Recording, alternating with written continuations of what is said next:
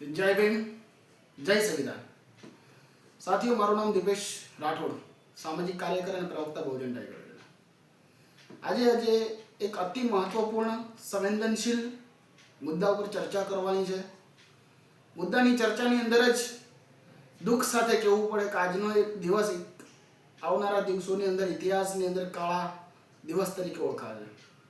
એનું કારણ એવું છે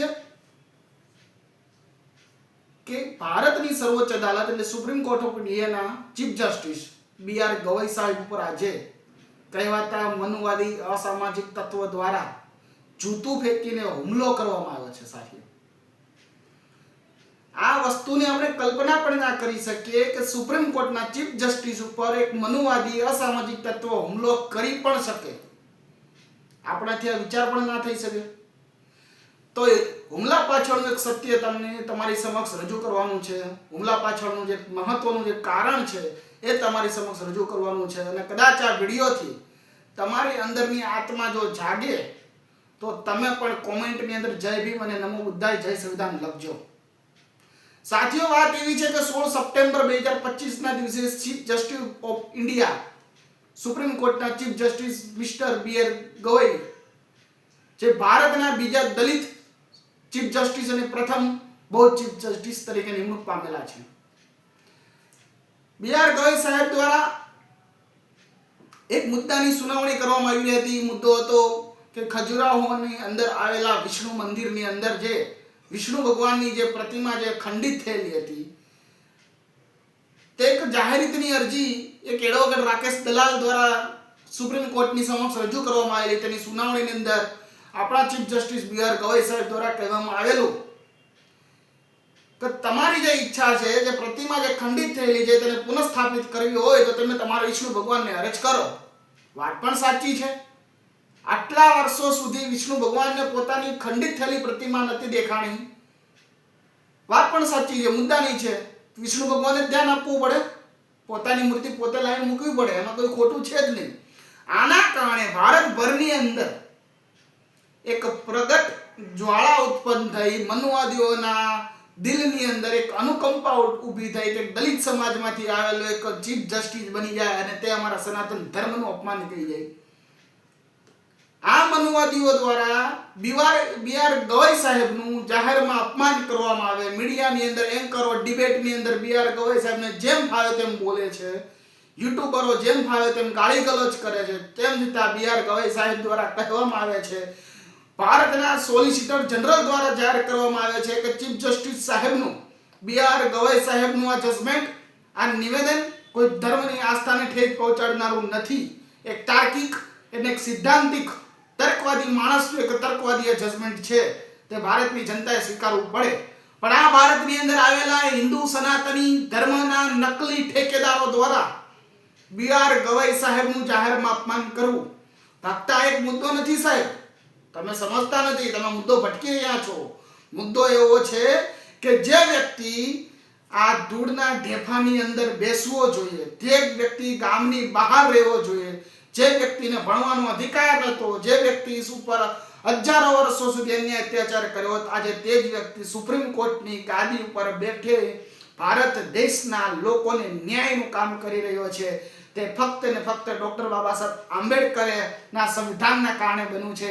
આ પ્રકારનું તેલ મનુવાદીઓના દિલ દિમાગની અંદર રેડાયું, તેઓની અંદરની અનુકંપા જાગી કે બૌદ્ધ સમાજમાંથી, એક દલિત સમાજમાંથી કેવી રીતે ચીફ જસ્ટિસ બની શકે। આજના દિવસે એટલે તારીખ 6/10/2025 ના દિવસે સવારના સમયની અંદર સુપ્રીમ કોર્ટની અંદર CJI સાહેબની બેન્ચમાં સાહેબ એક અગત્યના મુદ્દા પર સુનાવણી કરતા હતા અને મનુવાદી એક કહેવાતા એક અસામાજિક તત્વ, તેનું નામ આપણે કહીએ, તેનું નામ છે રાકેશ કિશોર, 60 વર્ષીય એક વૃદ્ધ માણસ, મનુવાદી માનસિકતા ધરાવનાર વ્યક્તિ, જાતિવાદી માનસિકતા ધરાવનાર વ્યક્તિ દ્વારા CJI ગવઈ સાહેબ ઉપર જીતું ફેંકવામાં આવે છે, તેઓની ઉપર હુમલો કરવામાં આવે છે, તેઓનું અપમાન કરવામાં આવે છે। આ કઈ હદ સુધી તમારી હલકી માનસિકતા છે। આનાથી સાબિત થાય છે કે આજના દિવસોમાં પણ ભારત દેશની અંદર અનુસૂચિત જાતિ, અનુસૂચિત જનજાતિ સમાજના લોકો સુરક્ષિત નથી। મનુવાદી લોકો પુરાતન કાળથી ચાલી આવતી વર્ણ વ્યવસ્થાને ફરી વખત સ્થાપિત કરવાના પ્રયત્નો કરી રહ્યા છે અને આજનો આપણો અનુસૂચિત જાતિ એટલે દલિત સમાજ અને અનુસૂચિત જનજાતિ એટલે આદિવાસી સમાજ આ દેશનો કચડાયેલો પીડાયેલો પછાત સમુદાય ફક્ત ને ફક્ત દેવી દેવતા માતાજી ધૂપ ધુવાડેની પાછળ પડ્યો છે. આજે તેનું પરિણામ BR ગવાઈ સાહેબને ભોગવવું પડ્યું છે. પણ તમારે લોકોને ડરવાની જરૂર નથી. સમાજના આંબેડકરવાદી બહુજન વિચારધારાને વરેલા લોકોને આનાથી ડરવાની જરૂર નથી. અને મનવાદીઓને પણ કહે છે તમે ગઈકાલે પણ ડરતા હતા, તમે આજે પણ ડરો છો, આવનારા વર્ષોમાં પણ તમે ડરશો. એક હતા BR આંબેડકર અને આજે છે BR ગવાઈ. બંનેમાં કોઈ ફેર નથી. BR આંબેડકર તો ભારત દેશનું સંવિધાન લખીને ગયા. આ દેશના હજારો કચડાયેલા પીડાયેલા લોકોના અવાજ બનીને ગયા. આ દેશના લોકોને ન્યાય અપાવીને ગયા. તેને સૈદ્ધાંતિક સ્વરૂપે અમલમાં લાવવાનું કામ અમે BR ગવાઈ સાહેબ કરવાના છે. અમે BR ગવાઈ સાહેબની સાથે છીએ, પડખે ઊભા છીએ.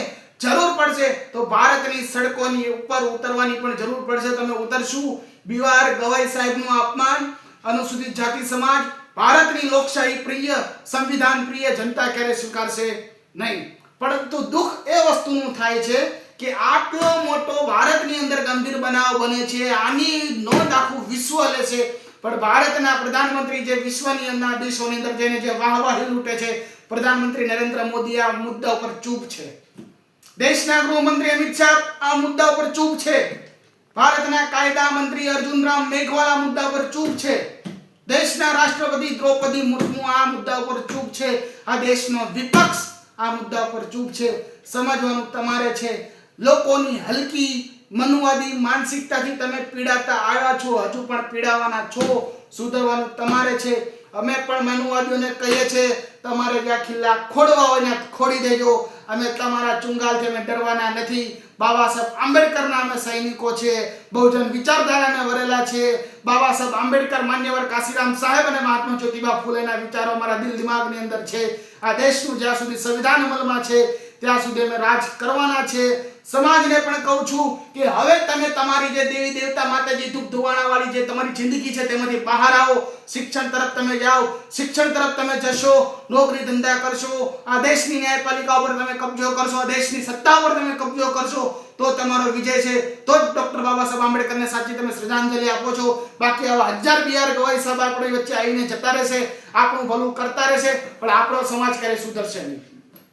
હું સમાજને પણ કહું છું, દેશની જનતાને પણ કહું છું અને મનવાદી લોકોને પણ કહું છું તમે તમારી માનસિકતા બદલો. સમાજના લોકોને કહું છું તમે તમારી સ્થિતિ બદલો. ડોક્ટર બાબા સાહેબ આંબેડકરના વિચારો પોતાના દિલ દિમાગ અને પોતાના બાળકોના મગજની અંદર ઉતારો તો જ આપણો આ સમાજ વિકસિત થશે. BR ગવાઈ સાહેબ ઉપર થયેલો હુમલો અમે સખત શબ્દોમાં વખોડીએ છીએ અને કેન્દ્રની સરકાર પાસે અમે માંગણી કરીએ છીએ કે આ વકીલ આરોપી વકીલ રાકેશ કિશોર ઉપર NSA એક્ટ હેઠળ ગુનો દાખલ કરવામાં આવે, તેને દેશદ્રોહી હેઠળ ગુનો દાખલ કરવામાં આવે, તેને કડકમાં કડક સજા કરવામાં આવે, દાખલારૂપ સજા કરવામાં આવે, ફાંસીના માંચડે પણ ચડાવવામાં આવે. અમે કદાપી અમારા ચીફ જસ્ટિસ પછી કોઈ પણ કેમ ના હોય, ન્યાયપાલિકાની અંદર દલિત હોય કે બ્રાહ્મણ હોય કે વૈશ્ય હોય કે ક્ષત્રિય હોય કે OBC હોય, અમારા માટે દરેક સમાન છે. આ હુમલો અમે કદાપી સ્વીકારીશું નહીં. આ અન્યાયનો બદલો અમે જરૂર લેશું. કેન્દ્રની સરકારને કહીએ છીએ કે આરોપી રાકેશ કિશોર ઉપર કાયદાકીય કડકમાં કડક કાર્યવાહી કરવામાં આવે. જરૂર પડે તો દેશદ્રોહનો ગુનો દાખલ કરવામાં આવે તેવી અમારી માંગણી છે. તેવી આ દેશની જનતાની માંગણી છે. સંવિધાન પ્રિય લોકોની માંગણી છે. આ દેશ લોકશાહીમાં માનવા વાળો છે. આ દેશ સંવિધાનથી આગળ ચાલવા વાળો છે. આ દેશની અંદર સંવિધાનથી આગળ કોઈ નથી. BR ગવાઈ સાહેબની સાથે અમે ગઈકાલે પણ હતા, આજે પણ છે, આવતીકાલે પણ રહીશું. જય ભીમ, નમો બુદ્ધાય.